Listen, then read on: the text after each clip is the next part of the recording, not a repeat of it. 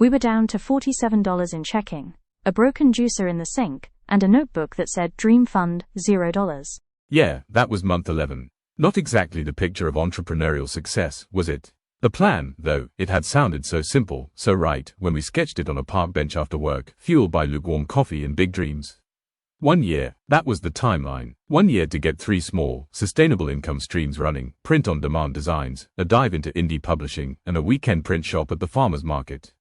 The goal wasn't just money, it was freedom. Freedom from cubicles, from bosses, from the soul-crushing routine. We shook on it, the way friends do, with that easy confidence that makes everything feel like a game. We genuinely believed we had it all figured out. Then, the laughs started. And trust me, they weren't the good kind. Side hustles as side busts. A coworker snickered at Christmas dinner, his voice dripping with condescension. He thought he was being clever. Our landlord, a man whose smile could freeze water, literally laughed in our faces. Can't pay rent with stickers, he'd scoffed when the first royalty check from our Etsy shop, a meager $12.37, bounced harder than a Super Bowl. We told ourselves the ridicule was temporary, a fleeting annoyance. We were wrong. It grew louder, more insistent. Jealous texts from friends who suddenly found our journey threatening. Family group chats buzzing with thinly veiled pity. Friends tagging us in those infuriating get a real job memes, as if we hadn't already heard it 1,000 times. Every single no, every jab, every dismissive glance, it just made us squeeze each other's hands a little tighter. Because in a world that seemed determined to prove us wrong, that connection, that shared belief, was the only thing that still felt solid, still felt real.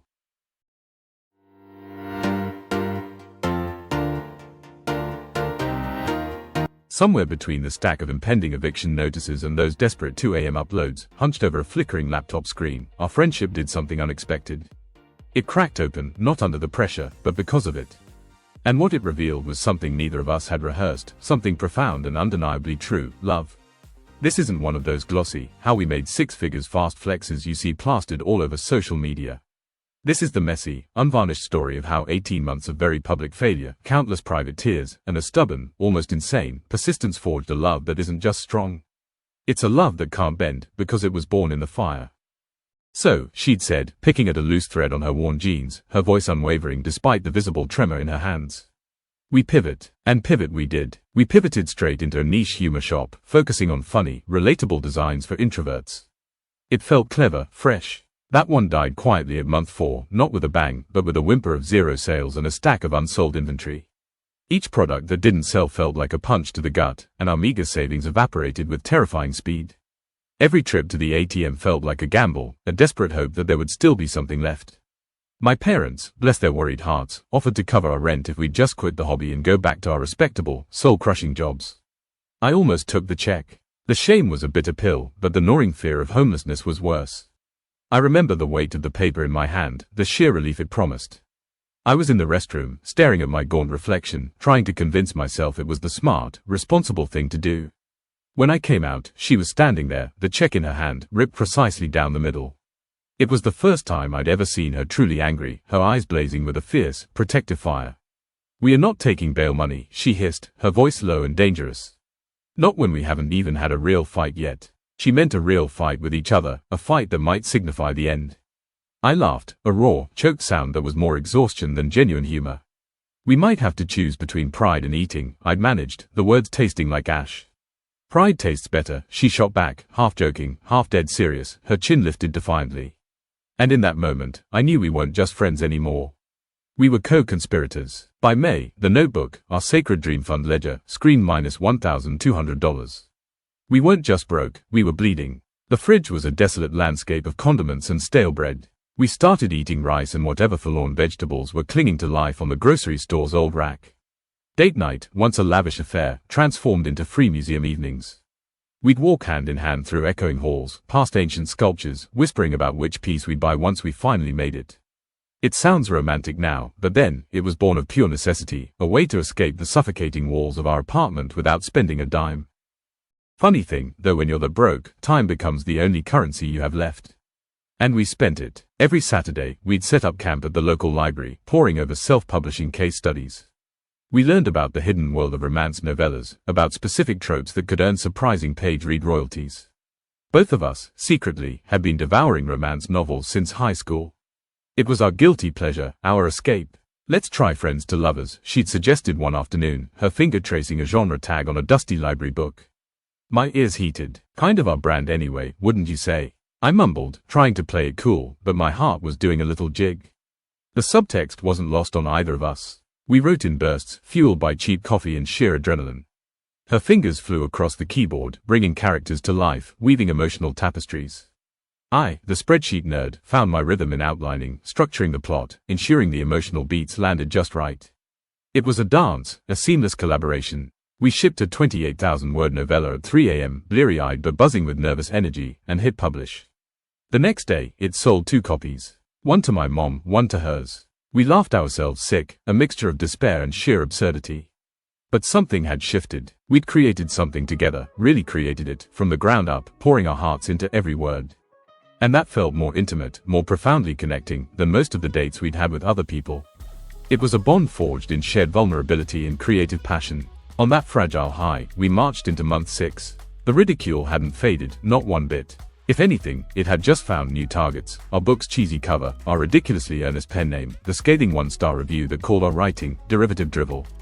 We learned a harsh truth then: the world loves a dreamer, absolutely. Until that dreamer refuses to quit. Then, suddenly, you become a threat.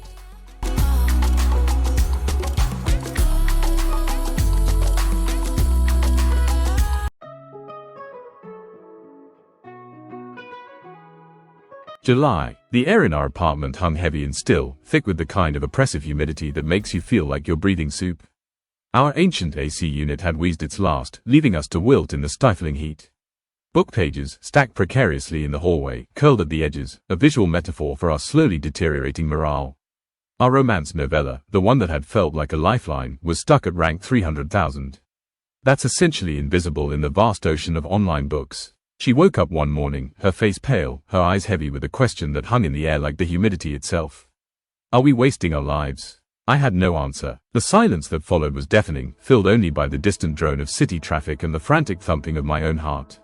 In that quiet, my phone buzzed.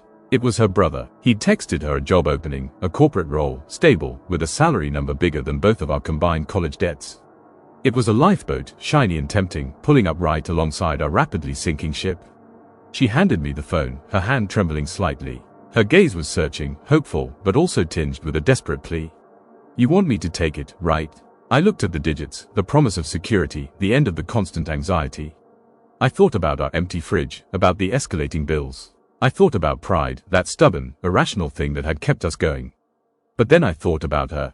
I thought about the way she doodles tiny, hopeful stars in the margins of our shared manuscripts, about the fierce joy in her eyes when a new design clicked. Could I truly want her to trade that for a corporate salary, even one that grand? I want you happy, I said, the words a little raw, a little forced, but utterly true. If this is how you get there, then you should absolutely apply. I tried to sound convincing, but a part of me was screaming, no, don't go. Don't leave our dream. The next afternoon, she came home from the coffee shop, her cheeks flushed, a strange mix of defiance and relief on her face. Printed the resume, she announced, holding up a pristine sheet of paper. Then, with a flourish, she crumpled it into a ball and tossed it into the recycling bin.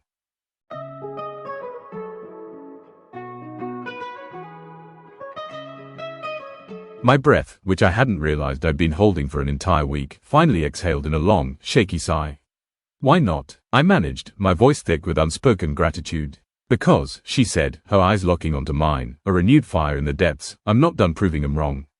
And more importantly, I'm not done proving us right. That was it. That was the turning point. We agreed on a final push, a desperate, all-or-nothing gamble. 3 months. That was our new timeline. In those 3 months, we vowed to publish 3 more novellas, launch a Patreon for exclusive content, roll out a low-content planner line, and somehow, miraculously, secure one wholesale order from that chic little gift store downtown that we'd been eyeing for months. We called it Project Zero or Hero. It felt appropriately dramatic for the stakes we were facing. September delivered the first punch, a gut-wrenching blow that almost knocked us flat. Amazon, in its infinite wisdom, slashed royalty rates on short reads. Our meticulously calculated income forecast dropped by a staggering 40%, just like that. It felt like the universe was actively conspiring against us. The second punch came from the gift store owner. She loved our planners, she really did. But she wanted a 60% wholesale discount. We ran the numbers, again and again. At that rate, we would actually lose money on each sale. It was a crushing blow, another door slammed shut. And the third punch, that came from our neighbor in the duplex, pounding on the shared wall because our printer, churning out pages for our new planners, was still running past midnight. It was a mundane, irritating detail, but it symbolized the relentless pressure, the lack of peace. We sat on the floor at 1 a.m., lights off, the only illumination coming from the harsh glow of our laptop screens reflecting off our weary faces. The air conditioner was still dead. The silence was heavy, punctuated only by the hum of the laptop and the frantic thumping of our own hearts. "I'm tired," she whispered, her voice barely audible, laced with a vulnerability that tore at my heart. I nodded, unable to articulate the bone-deep exhaustion that permeated every fiber of my being. "We're supposed to be adults with health insurance," I muttered, a dark, self-deprecating joke that wasn't funny at all.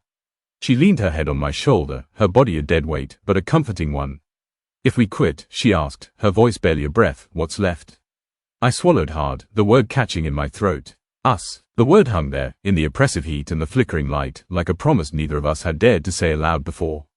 It wasn't a business plan, or a financial projection. It was something far more fundamental. That night, we didn't sleep. Instead, we started listing every single win, no matter how small, how insignificant it seemed in the grand scheme of things. We finished a book. We got 4.5 stars average on our first novella. We opened an Etsy storefront. We learned TikTok, for crying out loud. We made it through the entire summer without murdering each other over printer jams or creative differences. The list grew, filling 3 pages of that very same notebook that had once only held Dream Fund, $0. Looking at it, sprawled across the floor, it suddenly didn't look like a chronicle of failure. It looked like success. A different kind of success, perhaps, but success nonetheless.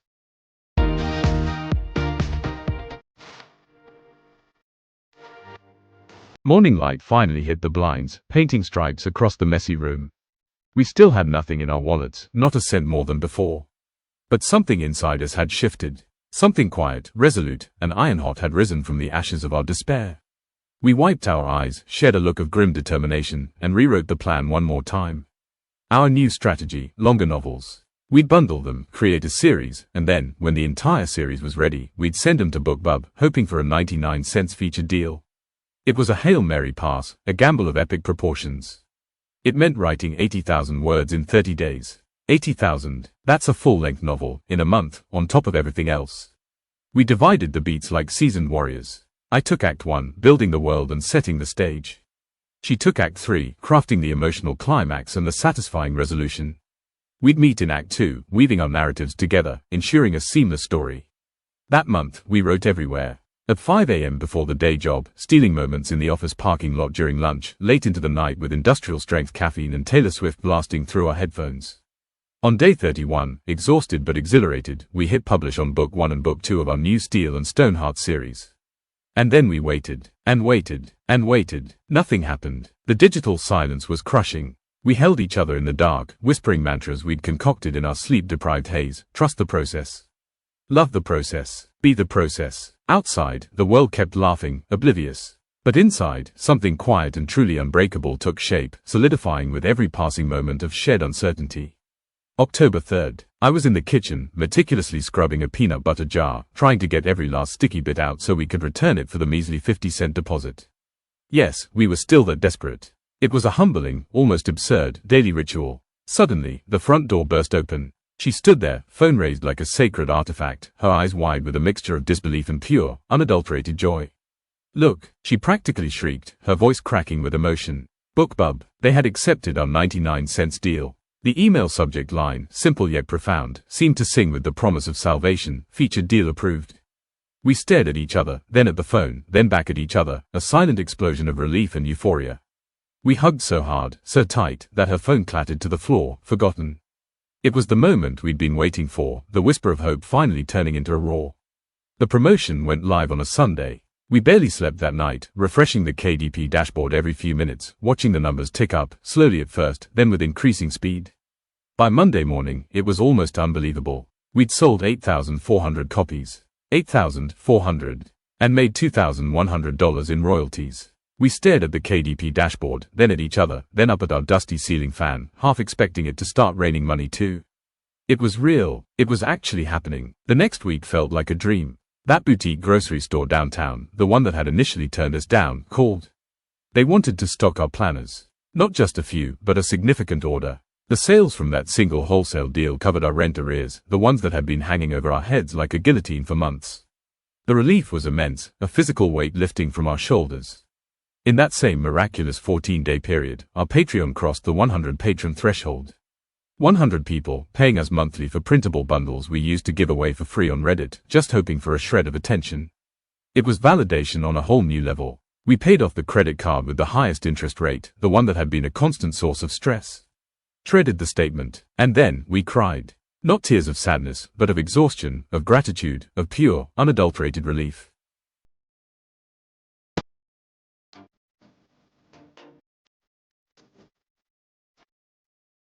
October 15th. She pulled up the bank balance on her phone, her fingers still trembling slightly, and held it to my face like a mirror, a shimmering reflection of our newfound reality. $4,300.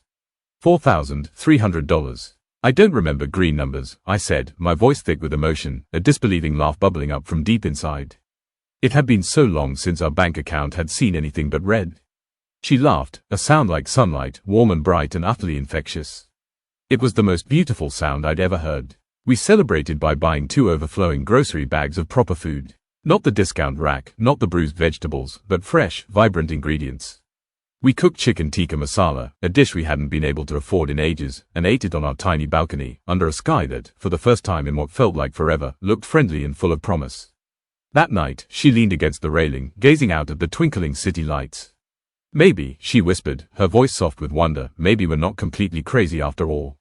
Maybe we're just late bloomers, I countered, pulling her closer, a warmth spreading through me that had nothing to do with the still dead AC unit. She smiled, a genuine, heartfelt smile, and then her eyes went soft, brimming with an emotion that made my own throat tighten. Thank you, she murmured, her voice barely audible. Thank you for believing when I didn't. For holding on when I was ready to let go. I shrugged, trying to play it cool, but my heart was doing somersaults. Thank you for ripping up that check, I said, remembering her fierce defiance. We kissed, a slow, tender kiss that tasted of spices and relief and a future that suddenly felt tangible. The city kept moving below us, a symphony of horns and distant sirens, but for the first time, it felt like it was moving to the same rhythm as our breathing, fast, hopeful, alive. The series kept selling. The initial book Bub Boost was just the beginning. We wrote a third book, then a fourth, fueled by renewed energy and a growing confidence. We raised the price to $3.99, a price we once thought unimaginable, and watched the page read royalties climb steadily. October bled into November. We hit $10,000 in a single month, then $12,000. Numbers, we knew, weren't happiness. But they were, undeniably, freedom. We slept 8 uninterrupted hours, and for the first time, no one pounded on our wall, demanding silence. At Thanksgiving dinner, the very same people who had mocked us, who had dismissed our dreams, suddenly leaned in, their eyes wide with a mixture of curiosity and thinly veiled envy. So, how did you do it? They asked, almost reverently. We just smiled. We didn't try to explain the endless nights, the tears, the rice and bean dinners. We didn't try to convey the profound, almost spiritual, journey we'd been on. Some victories are just too private, too sacred, for bullet point slides or casual conversation. We knew we hadn't made millions. That wasn't the point. We'd made enough to pay off the car, enough to finally breathe, enough to believe that maybe, just maybe, the next risk we took would stick too. But we also knew something the bank balance couldn't show, something far more valuable. We had each other. Sharpened by failure, polished by persistence, shiny as steel, our bond felt permanent, unbreakable. When December rolled in, bringing with it the crisp air and the scent of pine, we started a new Excel tab. It was labeled Future House Fund. We colored the cells with the same vibrant highlighter she used on our first planner prototypes, a small, quiet act of hope. We still write every morning. We still upload every week. The difference is subtle, but profound. The doubt no longer screams, it merely whispers. And when it does, when that familiar insecurity tries to creep back in, we just turn to each other, a knowing glance passing between us, and say, remember the juicer? That's always enough. Enough to silence the whispers, enough to keep us moving forward, together.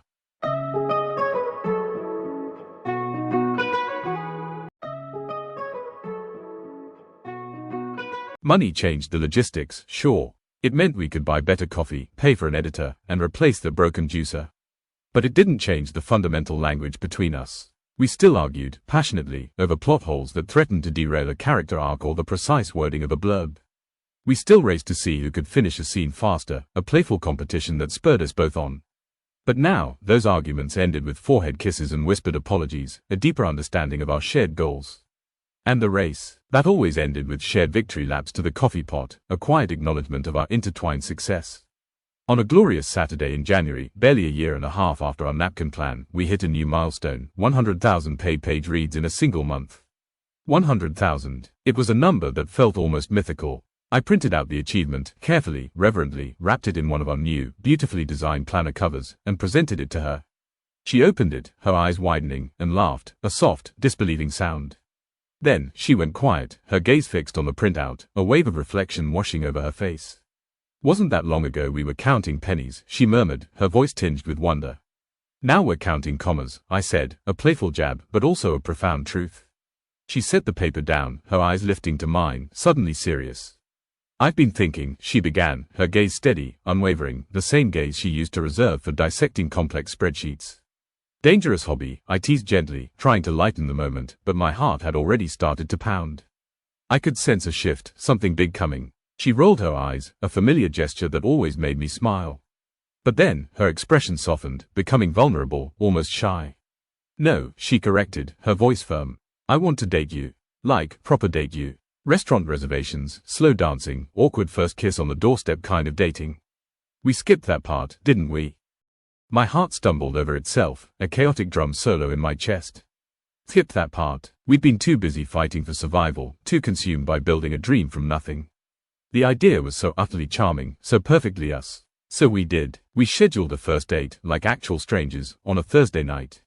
I dug out the tie she'd bought me for my last corporate job interview 3 years ago, a relic from a life we'd left behind. She wore a dress we couldn't have afforded until recently, a subtle nod to our journey. We ate ramen at a hole-in-the-wall place, the kind of unassuming spot that felt both nostalgic and perfectly fitting for our humble beginnings. We talked for hours, really talked, not about income streams or algorithms, but about our parents, about kids we might someday have, about whether Pluto is still a planet or just a cosmic metaphor. We kissed under the flickering neon sign of the ramen shop, and it felt like the perfect sequel to a movie we hadn't even realized we were filming. It wasn't a first kiss, not technically, but it was our first date kiss, full of a different kind of anticipation and sweetness. The next week, we ventured to a jazz bar and danced badly, laughing until our sides ached. The week after that, we hiked a new trail and got wonderfully lost in the fog, relying on each other's instincts to find our way back. Each date, each shared experience, added a new scene, a new layer, to the director's cut of our history. We were actively, intentionally, building the romantic foundation we'd inadvertently bypassed in our entrepreneurial whirlwind. On Valentine's Day, I gave her a gift that meant more than any expensive jewelry ever could. It was a hand-bound book, simply titled The Process. Inside, I'd carefully compiled all our napkin sketches, the brutal rejection emails, the screenshots of our first pathetic 5 cents royalty payments. It was a tangible chronicle of our shared struggle, our shared madness. She leafed through it, her fingers tracing the faded ink, the crumpled edges. Tears streamed down her face, but a wide, genuine smile bloomed. "It's ugly," she choked out, between sniffles, "and it's so beautiful." "That's us," I said, my own voice thick with emotion, pulling her into a tight hug. She looked up, her eyes shining, a profound truth finally finding its way out. "I love you," she whispered, the words soft, yet ringing with absolute certainty. I heard the words, felt them land heavy and light at the same time, settling deep in my soul. It wasn't a declaration we'd planned, not a line we'd rehearsed for this grand moment. It was simply the truth, earned through fire and sweat and unwavering belief. "I love you too," I replied, the words feeling as natural and necessary as breathing. The rest of the world, bless its curious heart, kept asking, "How do you work with your partner and not kill them?" We'd just shrug, a knowing smile passing between us. Our answer, unspoken but understood, became a single, profound truth: we didn't build a business and then fall in love. No, that's not how it happened for us. We built love, brick by painstaking brick, and in doing so, we discovered that love was the business. It was the foundation, the engine, the very reason for everything. And we kept building. One chapter at a time. One spreadsheet at a time. One kiss at a time. Okay, so let's get to the practical stuff, because I know someone out there is asking, but how did you actually do it? This isn't just a pretty story, there are real lessons woven into the fabric of our journey. Here are the 5 things that genuinely moved the needle for us, emotionally, financially, and relationally. Stack small wins till they look huge. This sounds deceptively simple, right? But it's crucial. When you're in the thick of it, when everything feels like an uphill battle, you need those tiny victories to keep you going. We celebrated every single 50-cent royalty payout like it was $1 million bonus. We high-fived over a new follow on TikTok, even if it was just one. That little shot of dopamine, that brief moment of success, it's like rocket fuel for your motivation. It kept us writing, kept us creating, kept us believing. Those tiny checks, accumulated over months, while we weren't even looking, they eventually became big checks. It's a marathon, not a sprint, and those small wins are your water stations. Redefine date night. When your partner is also your business partner, the lines can get incredibly blurry. We learned this the hard way. Early on, our date nights would inevitably devolve into brainstorming sessions about keywords or marketing strategies. It was exhausting, and it chipped away at the intimacy. We had to consciously, deliberately, redefine what date night meant. It's not about work. It's about touching base on hopes, on fears, on silly things like our favorite new songs or a funny thing that happened that day. It's about active listening, about remembering why we fell in love in the first place, completely separate from the business. Setting those boundaries, fiercely protecting the personal space, saved both our book projects and our romantic bond. It allowed us to be partners in life, not just in business. Split roles by talent, not ego. This was another hard-won lesson. In the beginning, we tried to be interchangeable. We thought, oh, you can do some marketing, I can try my hand at design. Bad idea, really bad idea. We nearly killed the book, and almost each other, trying to force ourselves into roles that didn't fit. The truth is, she's a design wizard, her intuition for aesthetics and visual storytelling is unparalleled. I'm a spreadsheet nerd and a strategist, I thrive on data and optimization. Once we stopped trying to prove we could do everything and instead leaned into our individual superpowers, everything clicked. Respecting each other's unique talents, and trusting each other to excel in those areas, made us exponentially more efficient and effective. Stick to your strengths in the partnership. It's not a weakness to admit someone else is better at something. It's smart. Keep a joint no matter what fund. This is purely practical, but it has massive emotional benefits. From every single payout, no matter how small, we auto-move 10% into a separate savings account. It's a no matter what fund. We can't access it with a debit card. It's intentionally a little difficult to get to. This crisis buffer, this safety net, is what keeps us from panicking when a bad review comes in, or when an algorithm shifts again, or when a planned promotion falls flat. It means we have a little breathing room, a cushion against the inevitable curveballs. It reduces so much financial stress, which, let's be honest, is one of the biggest relationship stressor out there. It's not just money, it's peace of mind. Failure is a shared enemy, not a personal fault. This one is probably the most important for any partnership, romantic or professional. When a book bombed, we didn't point fingers at each other. We blamed the algorithm, the market, the fickle nature of the internet. When we argued, because of course we still argued, we didn't attack each other's character. We blamed the stress, the exhaustion, the external pressures. This mindset is critical. It ensures that when things go wrong, you're not turning on each other. Instead, you're turning towards each other, united against a common challenge. It transforms potential fights into strategy sessions, into collaborative problem solving. It's not you messed up, it's how do we fix this? That subtle shift makes all the difference in the world. And one final, crucial relationship bonus, say it out loud before it's perfect. This applies to everything, but especially to those big, scary, vulnerable things. I love you didn't wait for a grand gesture, a perfect moment with rose petals and violins. We said it in the middle of a messy kitchen, surrounded by the chaos of our lives.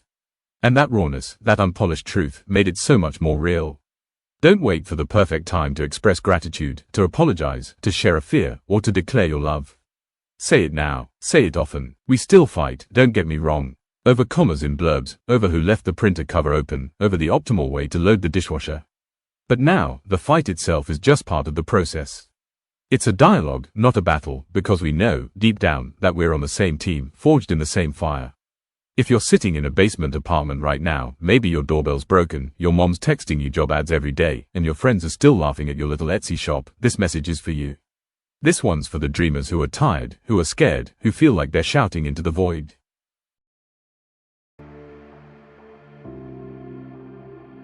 Keep going. Seriously, just keep putting one foot in front of the other. We're not special. We weren't born with some secret talent or a silver spoon. Our only superpower, truly, was that we just didn't stop. We made the TikToks that got 12 views and 3 of those were probably our moms. We wrote the books that sold 1 copy. We paid the late fees, more times than we cared to admit. We recycled cans for gas money to get to the farmer's market. We did all the unglamorous, gritty, soul-crushing stuff. And we still got here. Your timeline might be longer. It might be shorter. It honestly doesn't matter. What matters, the only thing that matters, is the next step. Not the whole staircase, not the finished product, just the very next, small, actionable step. So take it, upload that design, write that next page, email that pitch, sign up for that free webinar. Just take the next step. And if you want to see our exact launch checklist, everything from our writing schedule to our promo stack, the nitty-gritty details we learned through trial and error, I made a free PDF called Dream Fund Worksheet. It's literally everything we did. Grab it through the link in the description. No email opt-in wall, no sales funnel, no strings attached. Just our way of saying, you're not alone in the grind. We see you. Use it, tweak it, toss it if it doesn't resonate. Whatever, just promise us you'll keep moving. Because the world needs more couples, more individuals, more partnerships who prove that hardship isn't the end of the story. It's not a punishment, it's the forge, it's where strength is made. So, looking back, were the jokes true? Could we really not pay rent with stickers? For a while, absolutely. They were right. The stickers, the novellas, the planners. Those weren't the dream themselves. They were the hammer and the anvil. They were the tools we used, the raw materials we shaped. The dream, the true north we were chasing, was freedom. It was the freedom to choose Mondays over Fridays, to choose our work, our schedule, our lives. It was the freedom to choose each other, every Monday morning, every challenging afternoon, every quiet evening.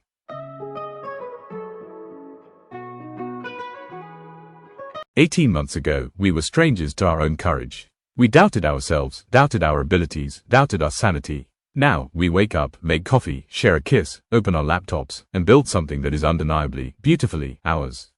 We don't know what the next algorithm change will do. We don't know if tomorrow's BookBub email will say yes or no. We live in a constantly shifting landscape, just like everyone else. But what we do know, with a certainty that settles deep in our bones, is that the rent is covered, the fridge is stocked, and the love we built, piece by painstaking piece, feels bulletproof. It's a love that has been tested, refined, and strengthened by every single challenge. If you remember one thing from our story, remember this. The hardship isn't a detour. It's not a setback. It's the fire. It's the intense, refining heat that turns cheap, malleable metal into resilient, unyielding steel. Let it heat you, let it beat you, let it shape you. Don't fight the fire, embrace its transformative power. And when the world laughs, when the doubts creep in, when you feel like giving up, don't face it alone. Hold someone's hand, your partner, your best friend, your own self. Find that quiet strength within you, that stubborn persistence, and just keep walking. Because on the other side of ridicule, on the other side of that forge, is the life people claim is impossible. The life they say you can't have. We're living proof that you can. So stay stubborn, stay kind, and when you finally reach your green number month, when you look back at all the broken appliances and the empty checking accounts, laugh. Laugh long and hard. Then, turn to whoever stayed by your side through it all, and say it loud, say it with conviction, say it with every fiber of your being. We did it. I'm rooting for you. We're rooting for you. See you in the next upload. And remember, keep the process, keep the love.